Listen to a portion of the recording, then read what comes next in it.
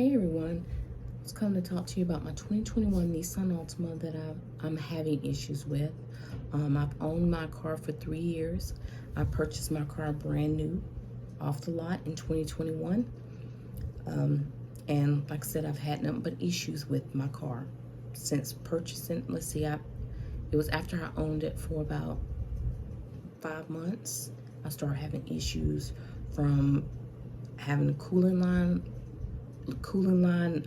leaking to having noises coming from my rear, some like squeaking, boinking type loud sounds coming from the rear.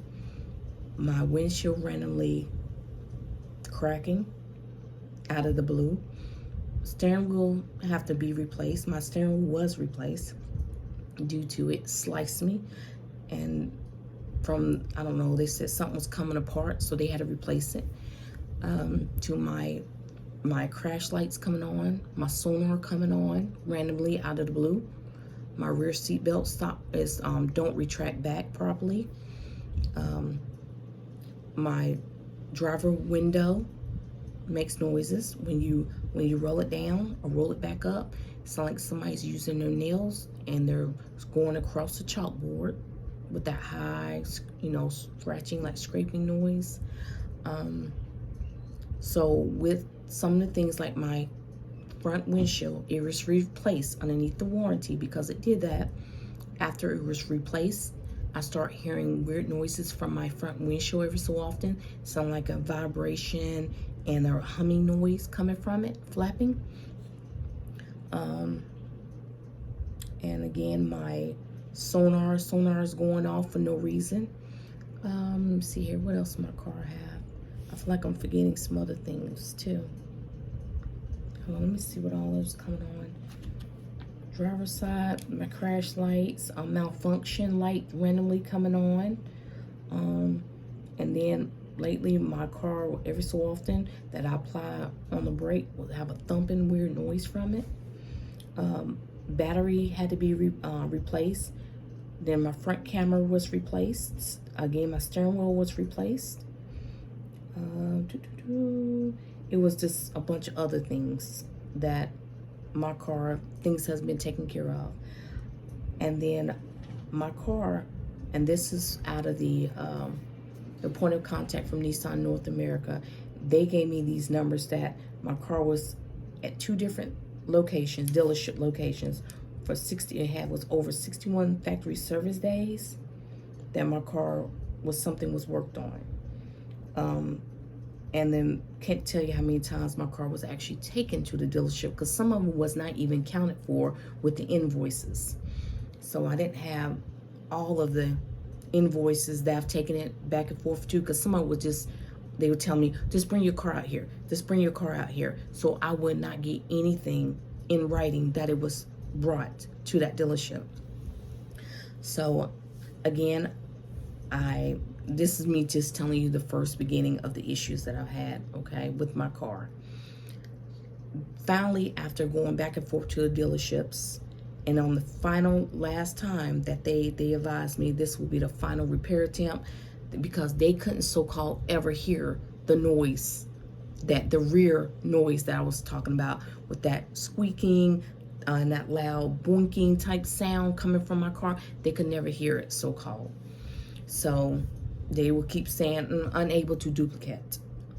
Finally, after one of the dealerships, the service advisor heard the noise when we pulled in, and he was sitting at his little desk. And then when we was pulling in and we was getting out of the car, because that's when we can hear the rear noise, is when somebody's getting in or getting out. It's really loud, like something's about to fall off back underneath the car. So he got up, he walked over there, he was like, huh. And he starts, kind of sitting in there, figuring out, where's that coming from? The whole time, because we wasn't, at that time when I was pulling in, it was about the windshield that cracked on me. And I was recording us pulling up, so I happened to have the guy there explaining to the service person what he heard when we pulled in. And so I had documentation that somebody heard it, even though anywhere in the invoice never ever said that anyone heard that noise. Go figure. So so after that, I finally called up the Nissan place to try to work something out with them. I called them back in February of 2023. And no luck. When I explained to him about all the issues I've had with my car, the guy, his name was Derek, he advised me he didn't see all these issues that I was so-called saying that my car had and all the replacements that was done. He didn't see that. So we was going back and forth, kind of got a heated argument. He acted like he didn't care. So I hung up the phone because we wasn't getting anything done. I called back later and I said, this time I want to speak to your supervisor. And I said, I actually want to speak to him, not a voicemail, not him leaving me a voicemail, but I actually want to speak to him. So he was like, okay, no, I'm sorry. I called and I spoke to someone that picked up the phone. They sent the message to Derek's supervisor. The supervisor ended up calling me back, and I even gave the time to call me after a certain time to make sure I'm by my phone. They didn't follow any of the directions. The supervisor called, he left a voicemail. His voicemail on my phone was, he says he agreed with Derek. There's nothing they could do. They cannot repurchase my car, and they cannot offer me a replacement. He's sorry. The point of contact is to continue going through Derek. And so he left it as that. He said, I hope you have a wonderful day. Of course, I didn't like that because that's not what I asked. I asked to speak to you, and I asked after a certain time to call me because I'll be by my phone, and you didn't do that. So later on, a couple months later, I called back again, and I said, I feel like this is not right. I explained to the person I'm having issues. So they said, okay, we're notating this, blah, blah, blah. And I don't know, he said he sent it to some department. Nothing happened. August, I want to say it was August or September, it was one of those months. I finally, I reached out to the Better Business Bureau, AutoLine. And I opened up a claim with them about the situation. After I opened up the claim, it's probably a couple weeks later, is when I finally got a call or an email from a person from Nissan North America. And they was in the arbitration department, legal department, and that they was calling, or they sent the email, I forgot how they got in contact with me, stating that they would love to speak to me so they could try to work something out. So I was like, okay, finally we're getting somewhere, where I was hoping.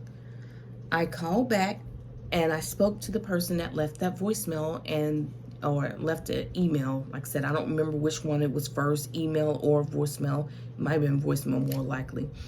And I was speaking to her about the situation. And she said, oh, okay. Luckily, while I was on the phone with her, I was recording a conversation too. And then again, she was the one that gave me the number. She says, well, I look in your service histories. You have taken your car quite a few times to a dealership. And looks like, with my count, you have did over 61 factory service days. And with all this has definitely shown that this is definitely, how did she put it? There was a way how she put it. Hold on, I'm trying to remember how she worded it.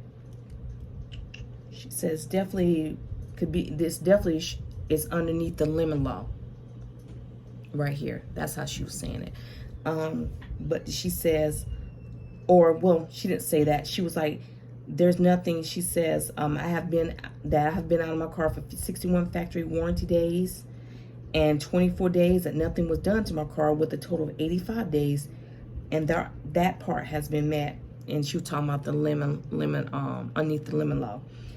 But she says before she can make a legal offer to repurchase or replacement, they have a clause in the state guidelines that they try a final repair attempt. And then she was like, whether the vehicle gets repaired or not, whether the squeaks get repaired or not, is not necessarily her concern. But if they go in and do the quote unquote final repair attempt, it just basically check a box off that she needs checked so they can make a legal offer, is what she said to me. Mind you, I have this recorded. So, I advised her, I said, look, I've been back and forth to a dealership. You even advised that it was how many days, factory service days. I've been to 2 dealerships. Both dealerships advised me that this was a final repair attempt. And so she was like, well, she said, that's something they have to do. So I said, well, let me speak with somebody at the Better Business Bureau so I can get more understanding, just to see what I need to do. She said, okay, that's fine. So we hung up. That is when I tried to send and also while I was on that phone call, she was talking about that I could reach out to, she was telling about the different options if it falls underneath the limit law. She said the option is they could repurchase my car, or 2, they could do a replacement, which is a SOC, which is a substitution of collateral. And then she told me I could reach out to my loan department or my loan company and see if they do that. So that's what I did when I got off the phone. I emailed her back and I advised, hey, they do my company, the loan company, they said they do the SOC. Hopefully that's making sense to you. So I sent the email, she never replied back. I thought that was strange. So I finally reached out. Like I said, I sent the email to the Better Business Bureau, to the person that was the case manager that was over it. A week goes by, no reply. I picked up the phone and called, left a voicemail, no reply back. Like a month later, or a month or 2 later, I received, it was about a month later, because the point of contact from Nissan North America, they sent me email, because I told them my preference is by email. They turned around and said, have you heard anything yet? Or, my offer still stands. We got to have this final repair attempt. And I advised, I said, no, I still have not changed. I don't want to do the final repair attempt. I said, especially since I already have went back and forth, with the dealerships. I feel like they advised me there was nothing more that could be done.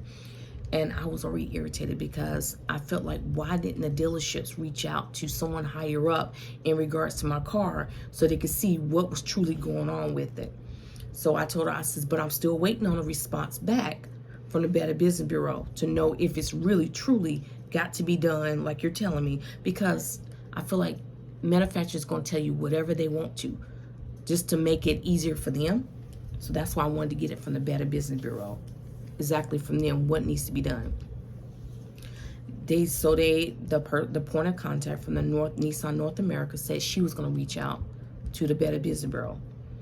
So after spoke to her, a couple days later, I received a email stating that my case has been closed due to they was unable to get in touch with me. So I was like, huh? This don't even make sense. How are they saying they couldn't get in touch with me when I've been sending emails and leaving voicemails from this person to contact me back? So I called up Better Business Bureau, and I also faxed the paper that the case manager from the Better Business Bureau sent me, stating I never got reached out by anybody. I said I received the email, no response back. I said, no, this case needs to be reopened. It never should have been closed in the first place. So a couple weeks go by, I didn't hear anything. I finally called back, and I spoke to a supervisor through the Better Business Bureau. Supervisor looked into it. They said, oh, it's this and that. Oh, no, it's not really closed. But then I had told him, he said, hold on. He looked a little bit. He said, like it was closed, and he couldn't understand why either. So he said, I'm going to get it reopened. We'll get it reopened. We're going to get it taken care of. So I said, okay. I said, all right. So I sat back. A couple weeks later, I went by. After we was on the phone, a couple weeks, like I said, went by, and then he was asking, hey, like I said, this was like sometime in November or December, I think it was. So again, some months went by, and he says, well, what, have y'all spoke, you and the point of contact from the Nissan North America? I said, yes. And this is what I said to them. I don't really want to do this final repair attempt, because I was told by 2 dealerships that was their final repair attempt. So he says, all right, so we're going to go ahead and set up an arbitration meeting, okay? So we can get this taken care of and handled. So I said, all right. So he said, all right. He said, I'm going to send you the information. You'll get information in regards to when and the time and everything. So after that, we hung up. A little bit later on, I received an email again from the point of contact from the Nissan North America, and she said the same thing that she said on her last couple of emails, that they're still in that position to do the final repair attempt. You know, just let me know if I want to set that up. So anyway, after that, I sent the email to the supervisor that reopened the case back up through the Better Business Bureau, and my question was to him was, is it required? Since I was told by 2 separate dealerships that that was their final repair attempt and they couldn't do anything else. And some other questions that I had for him. I never got a reply back. You know, and then finally in January, it was like January, I think it was, I asked him again. I said, no, I'm sorry. Finally, after we had the arbitration, was on January the 9th of this year, 2024. And at that time, he gave all the information that I had, videos, recordings, everything. And that's another thing, you know, if you plan on going to the Better Business Bureau or whatever you plan on doing, record the issue, record the noise, the problem that you're having, record maybe the people that you're talking to, if you are allowed to record conversations in your state, okay?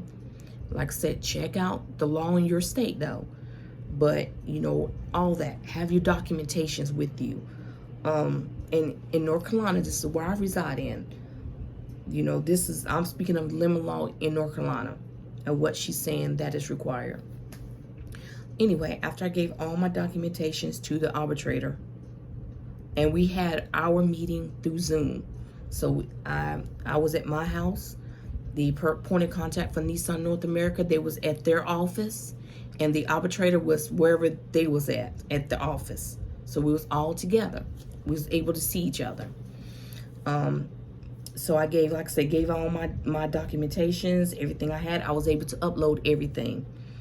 And what was after that, when he was asking questions, I was telling him how many days, and the point of contact from the Nissan North America, because I don't want to say her name, but she turned around and twisted what she was saying to me over the phone.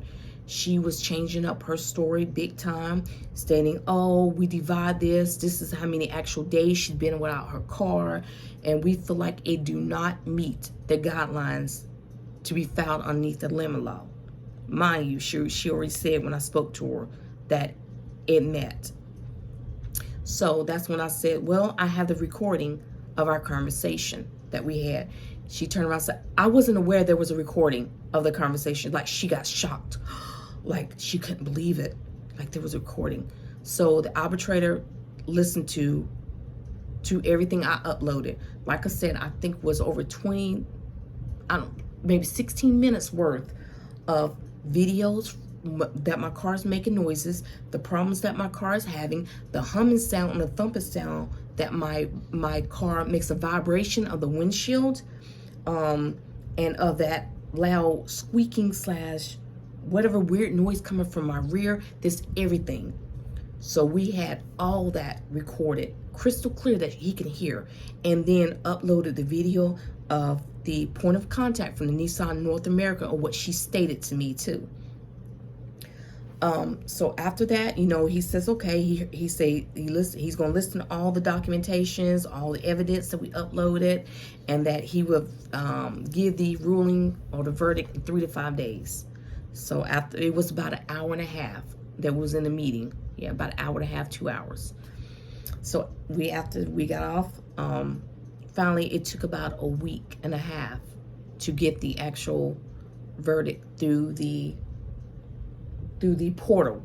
And that's another thing. It was awful, because they was like, you would get it through your portal. And I was like, what portal? Nobody sent me any information to open up a portal, have a user ID or anything. It was right before I had to question that, because I was like, nobody gave that to me. And the person said, oh, nobody never gave you that? I said, no. So they said, let me send you a link to upload your documentation.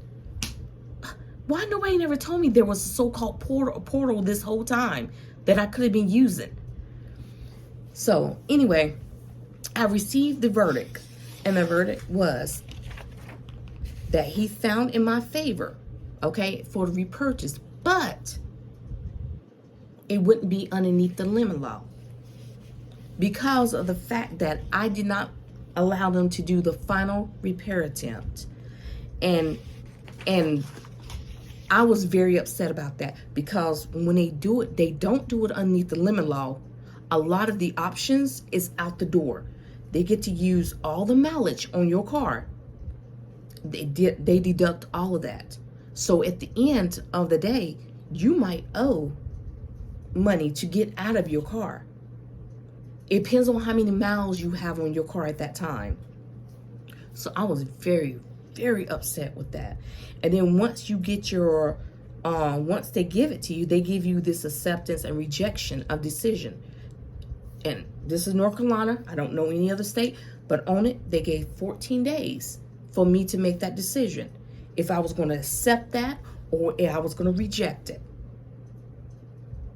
So, you know, there was some other things that I had needed clarification, so I had to send in like an appeal, but they call it something else. So that gave about this whole situation. Anyway, make the long story short, at the end, I rejected it because it wasn't right. Because if they purchased my car back, they was going to be able to sell it again to the next person. The person wouldn't know that there was problems with it because it wasn't branded. It would show as there was never no problems with the car. Nothing.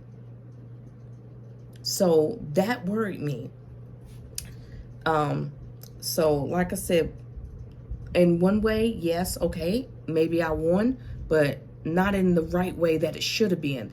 This car, like I said, I had issues since I first purchased the car. 5 months after buying the car brand new, that I first reported the issues I was having with the car. And then continue continue going back to the dealership in regards to this, and still nothing got done. After all this was said and done, you know, I was upset. And the supervisor that reopened this case up, I explained to him my frustration. He was like, well, I feel like we did a very good job. I says, no. I says, I didn't have a case manager to answer any questions that I had. There was nobody there. When I sent the email to you, meaning the supervisor, you never replied back. And then you keep like throwing it underneath the rug. When I say something to you, like, it didn't make sense to me. You wasn't answering any of my questions. And then he was like, well, I'm sorry that you felt this way, but I said, the thing is this. He says, I feel like we really helped you out. And I said, no, you did not. I got screwed over. I feel like I did everything I was supposed to do. Everything. But because I did not give the manufacturer themselves the final, so-called, to do the final repair attempt, I get screwed over, even though I took it to two different dealerships that said that's what their final repair attempt to me. So I kept trying to get help. I kept going like I was supposed to. Kept reaching out to, you know, people to help me. Nobody was trying to help me at all. But he swore up and down, the supervisor from the Better Business Bureau AutoLine, that he was trying. In fact, he giggled a little bit. Like, he thought it was a joke, that I was upset. He says, well, I can't help it that you're not happy with your outcome. The fact is this, like, what makes me upset is that I I sent an email with questions that did not get answered through the Better Business Bureau AutoLine at all. They left me hanging. And then the fact that I feel like the point of contact even twisted what she said, that should have automatically been thrown out right there, because she lied under oath of really what she told me, and that she said something different. So, you know, for anybody else that has a 2021 Nissan Altima, you know, I would love to hear from y'all, or if y'all have had issues with your Nissan Altima, you know, because for me, I don't want to let this go, that I'm continue trying to fight, you know, to seek, again, you know, I said I rejected this, and I'm going to seek further legal actions, okay? I also contacted the North Carolina Department of Justice. I filed a claim through them.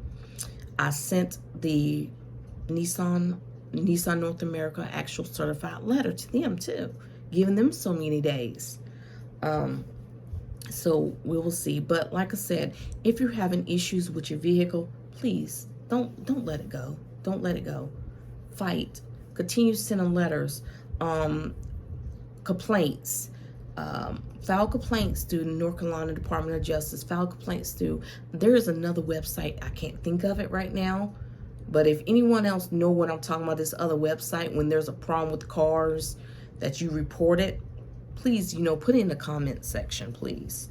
But like I said, I would love to hear anybody, from anyone else, period, if you're having issues with your vehicle. I'm hoping this helps anyone else to help them to go through what they might be going through, or if you're just starting to go through the Better Business Bureau AutoLine and you wonder how it works. For me, it was a headache. It was a headache. It was stressful. I don't know. I just feel very disappointed with the Better Business Bureau. I really do, with the whole situation. And in my car now, it do have quite a few miles on it, because like I said, I've owned my car for 3 years, 3 years in March of this year. So I don't know. I just know one thing. If anybody ever asks me about a Nissan, I would tell them no. I would not get a Nissan Altima. I wouldn't get one. I would go to any other place, a Honda, a Toyota, any other type of vehicle. Because after this have made me lose faith. I was even giving them a benefit of the doubt to the Nissan North America. And I said, I was like, I know they want to take care of their customers. I know they want to take care of their customers. But at the end of the day, me dealing with this, like I said, it's been over a year. When I first contacted Nissan North America, over a year. And I'm still have not had anything taken care of, resolved. They have not tried to reach out to me. Since I first filed this to the Better Business Bureau, the point of contact, she have not tried to reach out to me at all. But she's been reaching out to the Better Business Bureau, knowing the update. So that showed me over and over again, Nissan do not care about anyone. All they want to do is to sell the car. They don't care if the car is not safety, if it's not safe to drive, if something of the structure is failing on it. They don't care. Okay? I'm just wanting to get this, voice my opinion on it. I love the body style of the Nissan Altima. I love it. But just the fact of safe-wise and the structure and all this, something's not right with the Nissan Altima. So, if you have any questions, you're welcome to leave it in a comment. I'm hoping that, that this video is not too long. And I will keep y'all updated, okay? And please, only nice comments, please. Nothing ugly about this video, please, because I tried. All right? I hope y'all have a wonderful day. Bye. Take care.